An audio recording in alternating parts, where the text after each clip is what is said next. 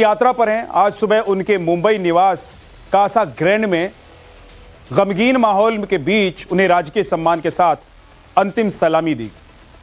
तिरंगे में लिपटी आशाताई को देखकर आज आंखें नम हैं और हर दिल भारी है। अब ये महान शख्सियत अपनी अंतिम यात्रा पर हैं। ये सफर उनके घर से शुरू होकर शिवाजी पार्क की उस दहलीज पर थमेगा जहां से उनकी यादें अनंत काल के लिए हमारे पास रह जाएंगी। माना कि सुरों की इस मल्लिका का नश्वर शरीर अब हमारे बीच नहीं रहेगा, पर उनकी आवाज़ कभी खामोश नहीं होगी। उनके गाने, हजारों गीत हर धड़कन और हर जहन में अमर रहे। आशाताई अब अपनी गायकी के जरिए इस दुनिया में हमेशा अमर रहेंगी, लोगों के दिलों पर राज करती रहेंगी और आज उनको आखिरी विदाई दी जा रही है। ये तस्वीरें आप मुंबई की देख रहे हैं, जहां पर आशा भोसले को नमन करने के लिए हजारों की संख्या में लोग पहुंचे हुए हैं। बड़ी तादाद में लोग उनकी इस अंतिम यात्रा में शामिल होना चाहते हैं। नम आंखों से आज पूरा देश उन्हें अलविदा कह रहा है।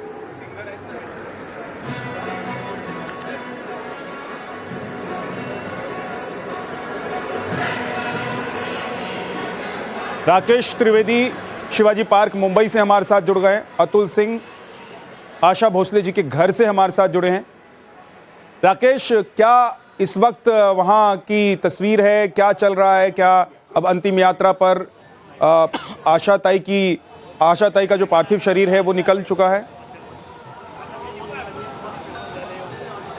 देखिए, बस सबसे अगले कुछ ही मिनटों में जो पार्थिव शरीर है वो अंतिम यात्रा के लिए उनके निवास स्थान से शुरू होगा। बताया जाएगा कि 3:15 पर आशाताई की जो अंतिम यात्रा है वो वहां से शुरू होगी परेल से, और उसके बाद 3:50 पर जो है तकरीबन 35 मिनट का ये सफर तय करके वो यहाँ पर दादर के शिवाजी पार्क के पास स्थित ये जो एक यहाँ पर जो स्मशान भूमि यहाँ पर पहुंचेंगे, जहाँ पर पूरी तैयारियां जो है वो कर ली गई हैं और यहाँ पर उन्हें पंच तत्व में विलीन किया जाएगा। यहाँ पर पंच तत्व में विलीन करने के से पहले जो है अंतिम जो भी संस्कार हैं वो यहाँ पर किए जाएंगे। यहाँ पर पूरे स्मशान को फूलों से सजाया गया है। आप तस्वीर देख सकते हैं कि आशाताई की एक तस्वीर जो है वो भी यहाँ पर लगाई गई है।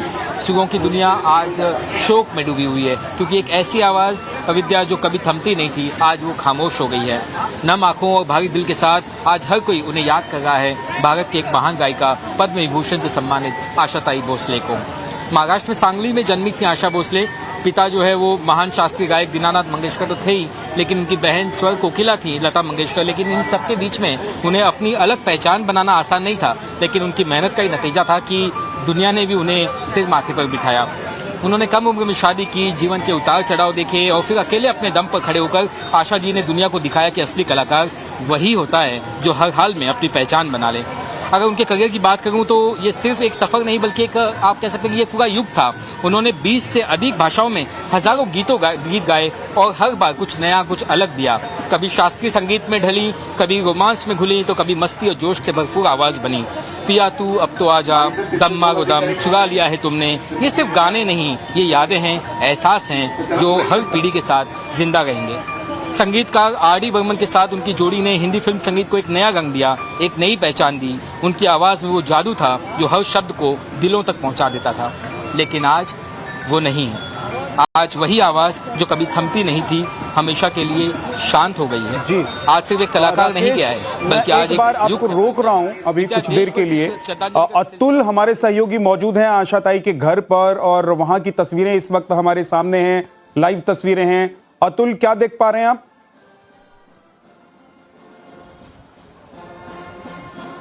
जी देखिए, अंतिम यात्रा पर स्वर कोकिला कहना गलत नहीं होगा। आशाताई अपनी आखिरी सफर पर निकल चुकी हैं और हम आपको इस समय लाइव तस्वीरें दिखा रहे हैं। तिरंगे में लिपटी हुई आशा भोसले इस समय अपने अंतिम यात्रा पर निकल गई हैं, क्योंकि पद्म विभूषित चूंकि वो थी एक ऐसी शख्सियत जिन्हें हर तरीके का जो राजकीय सम्मान हो या राष्ट्रीय सम्मान हो वो दिया गया था। तो एक प्रोटोकॉल होता है, उस प्रोटोकॉल के तहत उन्हें वो आखिरी यात्रा पे जो सलामी है बैंड के साथ, म्यूजिक बैंड के साथ उन्हें दिया जा रहा है। तिरंगे में लिपटी हुई आखिरी सफर पर निकल रही आशा भोसले, जिन्हें प्यार से आशाताई कहा जाता है, उन्हें नम आंखों से लोग विदाई देने के लिए पहुंचे हुए हैं।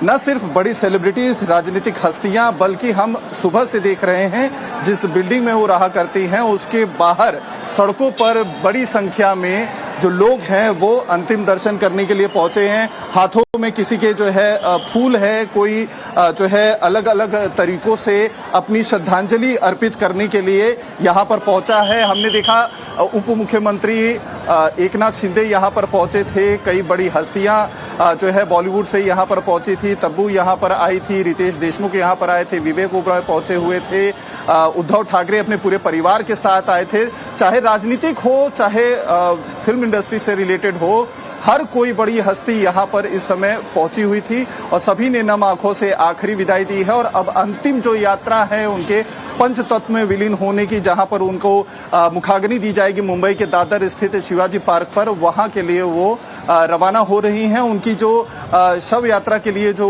गाड़ी है उसे पूरे फूलों से सजाया गया है। बेहद ही खूबसूरत जो है तस्वीर हमें देखने को मिली है।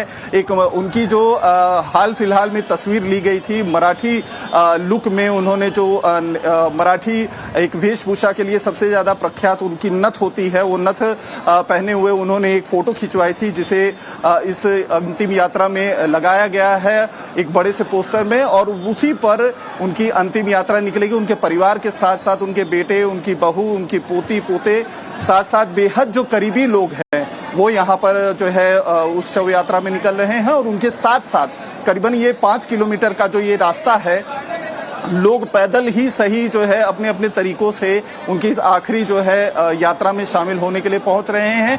कई वीवीआईपीज एक्सपेक्टेड हैं शमशान भूमि में आने को लेकर, इसी वजह से पूरे रास्ते को पुलिस ने घेर रखा है, अच्छी खासी सिक्योरिटी अरेंजमेंट करनी पड़ रही है। और ये भी अंदाजा लगाया जा रहा है कि बॉलीवुड की दूसरी जो बड़ी हस्तियां हैं जो उनके घर पर नहीं आ सकी हैं, वो शमशान भूमि में उन्हें जो है नम आंखों से अंतिम विदाई देने के लिए पहुंचेंगे। उसमें मुख्यमंत्री देवेंद्र फडणवीस भी जो है पहुंचेंगे और उनके अलावा और भी कई गणमान्य व्यक्ति वहां पर पहुंचेंगे। तो कह सकते हैं कि युग का अंत, जिसने अपने सफर की शुरुआत महज 16 साल की उम्र में 1950 में आई उनकी पहली फिल्म से शुरुआत की थी, 7 से ज्यादा दशकों तक अपनी सुरीली आवाज से लोगों का जो है मनोरंजन करने वाली आवाज, जो जिसे कहते हैं लता दीदी को अगर स्वर कोकिला कहा जाता था तो आशा भोसले भी उनसे कहीं कम नहीं थी। और यही वजह थी कि उनके आवाज को हर कोई, आज जब उनकी अंतिम दर्शन के लिए यहाँ पे पार्थिव शरीर रखा हुआ था तो हमने देखा उनकी पुरानी समय के उनके जो जनरेशन के एक से एक गाने हुआ करते थे, जो ऐतिहासिक गाने थे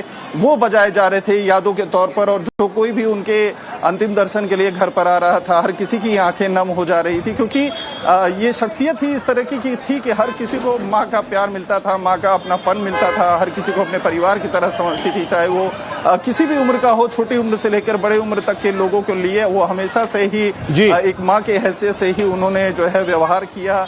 और यही वजह थी कि हर कोई उनके साथ वो कनेक्शन हमेशा से जोड़ता रहा। और यही वजह है कि लोग जो है हमने अपनी आंखों से खुद देखे कि नम आंखों से लोग कई ऐसे थे कि जिनके आंसू बिल्कुल। और वो ऐसे इसके अलावा अगर उनके करियर को देखें अतुल, तो उन्होंने अपने करियर में 100 से ज्यादा अवार्ड जीते, 9 से ज्यादा उन्होंने फिल्म फेयर अवार्ड जीते हैं। और इतने गाने कि आज भी उनके गाने आपको हर दूसरे गाने पर सुनाई देंगे। उनकी आवाज अभी भी लोग गुनगुनाते हैं और आने वाले वक्त में भी उन्होंने जिस तरह के गाने गाए हैं वो गाने कभी भी न मिटने वाले हैं, न खत्म होने वाले हैं, न लोगों के जहन से जाने वाले हैं। और यही वजह है कि जो आप कह रहे थे और राकेश कह रहे थे कि अलग अलग वर्ग के लोग पहुंचे उनके दर्शन करने के लिए, पार्थिव शरीर को देखने के लिए, उनको नमन करने के लिए। हम तस्वीर देख रहे हैं, ये मुंबई की तस्वीर है, अंतिम यात्रा इस वक्त आशाताई की, और वो अंतिम यात्रा पर निकल चुकी हैं, जिसकी तस्वीर आप देख रहे हैं। राजकीय सम्मान के साथ उनका अंतिम संस्कार किया जा रहा है। और उनकी खासियत ये कि क्लासिकल से पॉप तक उन्हें महारत हासिल थी। दोनों ही तरह के अलग अलग जो रेंज, अलग अलग विधा, हर तरह के गाने और हर तरह के संगीत में उन्होंने अपने आप को टॉप पर रखा। 20 से ज्यादा भारतीय भाषाओं का उनको ज्ञान था, उसमें उन्होंने गाना गाया, हर एक्ट्रेस पर उनकी आवाज फिट बैठती थी और एक्सपेरिमेंट करने में उनका कोई जवाब नहीं था।